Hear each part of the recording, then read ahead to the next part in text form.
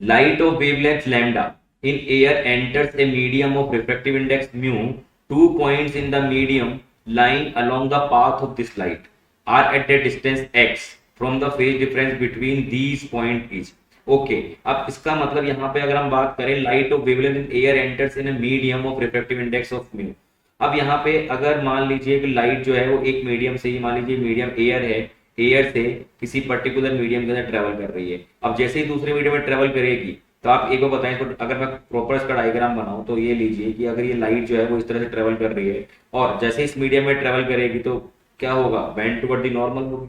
ठीक है, अब वो डिपेंड करता है कि रिफ्रैक्टिव इंडेक्स क्या होगा, म्यू है। तो जनरली हम एयर को क्या एक्सपेक्ट करते हैं कि एयर जो है वो डिफरेंट मीडियम है, इसके अदर देन कोई दूसरा मीडियम होगा वो डेंसर मीडियम होगा।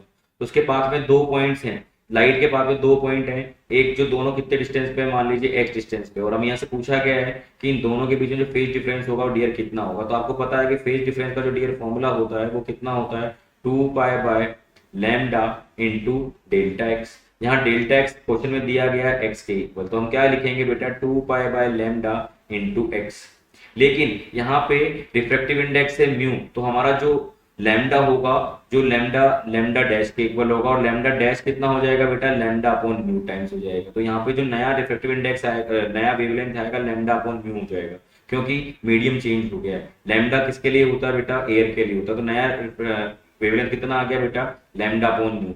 सो हमें क्या मिलने वाला है बेटा यहाँ से, 2 pi x into mu divided by lambda. तो ये हमारा क्या हो जाएगा बेटा, फेज डिफरेंस हो जाएगा। तो देखिए delta phi equal to 2 pi X mu lambda. तो यहाँ जो आंसर हमें दिखाई दे रहा है first, 2 pi X mu upon lambda is the right answer. Okay dear, so I hope you will get the answer. Thank you very much.